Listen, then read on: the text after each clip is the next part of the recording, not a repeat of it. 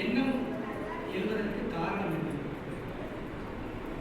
எண்ணம் வருதுன்னு நம்ம சொல்ல, எண்ணம் நிறைய வருதுன்னு சொல்றோம். ஒரு நிமிஷத்துக்கு எத்தனையோ எண்ணங்கள் வந்து போகுது இல்லையா? அது ஏன் வருது? எங்கிருந்து வருது? அதனுடைய மூலம் என்ன?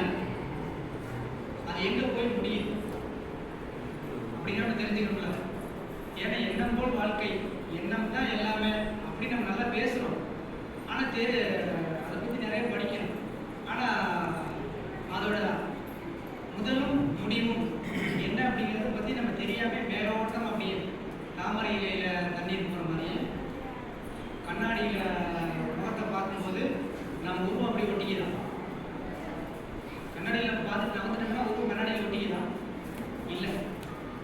அதே போல நம்ம அப்படி கடந்து தான் போயிட்டு இருக்கோம்.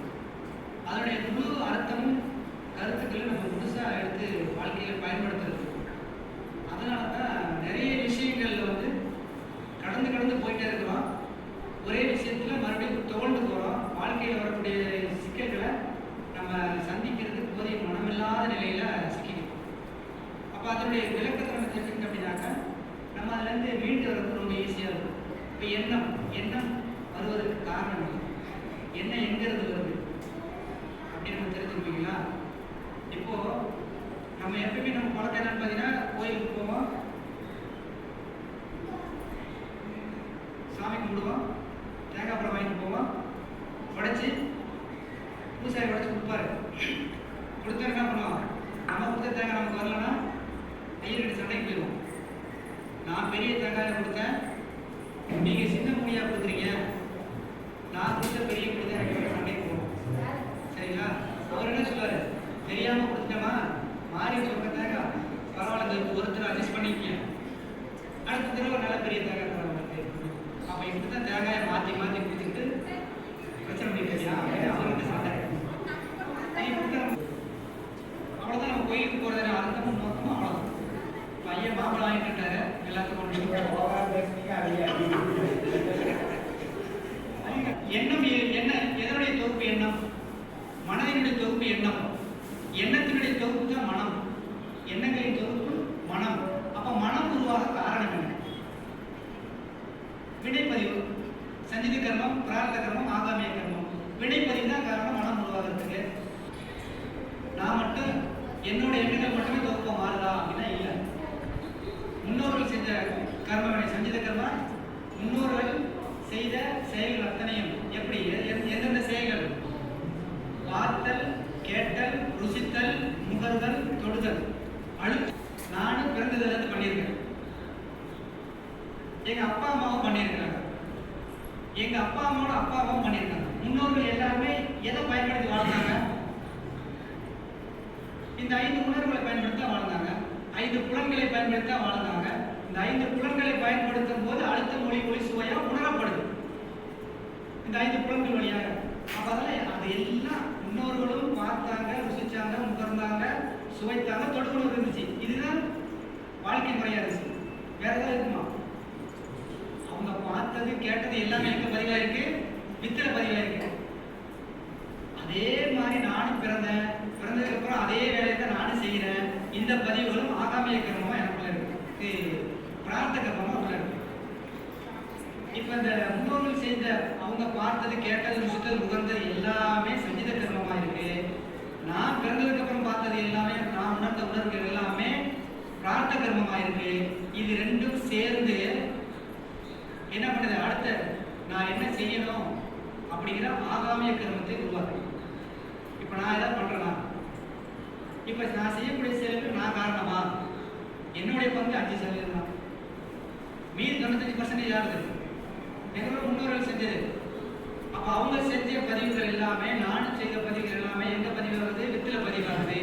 இந்த வித்துல அவங்க பார்த்தது, கேட்டது, ருசித்து எல்லா பதிவுகளும் என்ன ஃப்ரீக்வன்சியில, மன அளர்ச்சியில, வேகத்துல பதிவு பண்ணாங்களோ அதே ஃப்ரீக்வன்சி எனக்கு எப்பெல்லாம் தோணுதோ, எப்பெல்லாம் வருதோ அந்த ஃப்ரீக்வன்சியில முன்னோர்கள் செய்த பதிவுகள் அத்தனையும் வெளியில வரும். நான் செய்த பதிவுகளும் வெளியில வரும். இப்ப நான் இதை தடுத்து நிறுத்த முடியுமா? முடியாது. இந்த பதிவுகள்லாம் சேர்ந்து தான் நான் என்ன அடுத்து செய்யணுங்கிறத டிசைட் பண்ணது. எங்க டிசைட் பண்ணியாச்சு, ஆயிடுச்சு. அதனால தான் என்ன பண்ணுது? ஏற்கனவே எங்கேயோ பார்த்த மாதிரி உங்களுக்கு ஞாபகம் இருக்கு.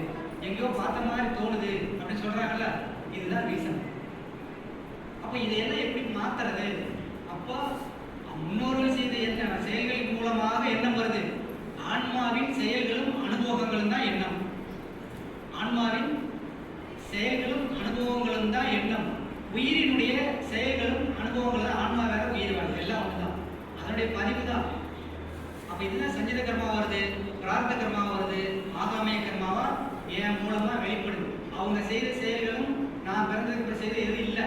அவங்க முன்னோர்கள் செய்ததால எதுவுமே இல்லை. ஆனா அதான் பதிவா என்கிட்ட இருக்கு. அதை செயல்படுத்தக்கூடிய பொருளா எது இருக்கு? உயிரா யார் இருக்கா? நான் தான் இருக்கேன். அப்ப நான் செயல்படுத்தி முடிச்சுட்டேன், கழிச்சுட்டேன், என்னோட கர்மவினையில போக்கிக்கிட்டேன் அப்படின்னாக்க 120 வருடம் இருந்து கர்மவினைகளை நிவர்த்தி பண்ணிட்டேன் அப்படின்னா இந்த பதிவுகள் அழிச்சிடும். அடுத்த பிறவி இல்லாம போகும். இதுல தப்பிச்சா போதும், எனக்கு நான் எதுலையும் சிக்கப்படாது அப்படின்னு என்னைக்கு நீங்க நினைக்கிறீங்களோ அன்னைக்கு நீங்க மாட்ட மாட்டீங்க. அன்னைக்கு நீங்க மாட்ட மாட்டீங்க, உங்க குழந்தைங்க. புரியுதுங்களா? அதை நான் என்னைக்கு முடிவு பண்றேனோ அன்னையிலோட எனக்கு மட்டும் வந்துடும். என்னோட சஞ்சிதத்தை பத்தி பாதிக்காது. இல்லைன்னா தப்பிக்கணும்னு நினைச்சிட்டேன் அப்படின்னா அது குழந்தைங்களுக்கு போயிடும். புரியுதுங்களா? அதுக்கு தான் கடவுள்கிட்ட போய் வேணும்னா எனக்கு எந்த துன்பம் வரக்கூடாது, கடவுள்கிட்ட போய் வேண்டும். வேண்டும் போது என்ன சொல்லுவார் அப்படின்னா, ஒரு நோய் வந்துருச்சு அப்படின்னா அந்த நோய் நான் தப்பிக்கிறதுலேருந்து வேண்டும் போது என்ன சொல்லுவாரா, இந்த கர்ம வினைகளை அனுபவிக்கக்கூடிய பாக்கியம் இவனுக்கு இல்லை, அதனால என் தப்பிக்கணும் முடிவு பண்ணுறான். சரி விட்டுரு. முதல் தடவை போய் டெஸ்ட் பண்ணும்போது ஒரு நோய் இருக்குன்னு சொல்லுவாங்க. அது வீட்டுக்கு வந்து என்ன பண்ண அப்படின்னா கடவுள் மேல வசைப்பாடுறது, இது மேல விருப்பம் உள்ள போல இருக்கு, அதனால விட்டுறலாம் அப்படின்னு அதை டிசைட் பண்ணி முடிச்சிடும். அடுத்த டெஸ்ட்டுக்கு நீங்க போகும்போது உங்களுக்கு அந்த பிரச்சனை இல்லைன்னு சொல்லிடுவாங்க. உங்களுக்கு அந்த பிரச்சனை இல்லைன்னு சொல்லிடுவாங்க. அது எங்க மாறிடுச்சு? இவனுக்கு அந்த பிராப்தம் இல்லை, அடுத்த சந்ததிக்கு. இதுதான் மனம் வெளிப்படக்கூடிய இடம். இப்ப இந்த மனசு என்ன பண்றது அப்படின்னா, எல்லா பதிவும் இருக்கு. அதுக்கு தான் மகிழ்ச்சி என்ன பண்ணிருக்காங்க, ஆக்கினைத்தவம், துரியத்தவம், துரியாயுத்தவம் 3 தவம் கொடுத்துருக்காங்க. இதெல்லாம் நம்ம போய் இறைசிச்சு அழைக்க முடியுமா? முடியாது. ஆக்கினைத்தவம் அதுக்குதான் இது ஒரு சஞ்சித கர்மம் பிரார்த்தகமும் இருக்குது. ஆனா இது எழுச்சி பெறாம அதை சரி பண்ணக்கூடிய வழிகளை தான் முதல்ல ஆக்கினைத்தவமா கொடுத்தாரு மனுஷன். அப்ப இனிமேல் செய்யக்கூடிய செயலில் விழிப்பா ஒரு மனிதன் இருந்துட்டு அப்படின்னாக்க சஞ்சித கர்மமும் பிரார்த்த கர்மமும் அவன் ஒன்றும் பண்ணாது. அதுல இருந்து உணர்ச்சி நிலைக்கு போகாம தடுத்து அமைதி நிலை இருக்க முடியும்.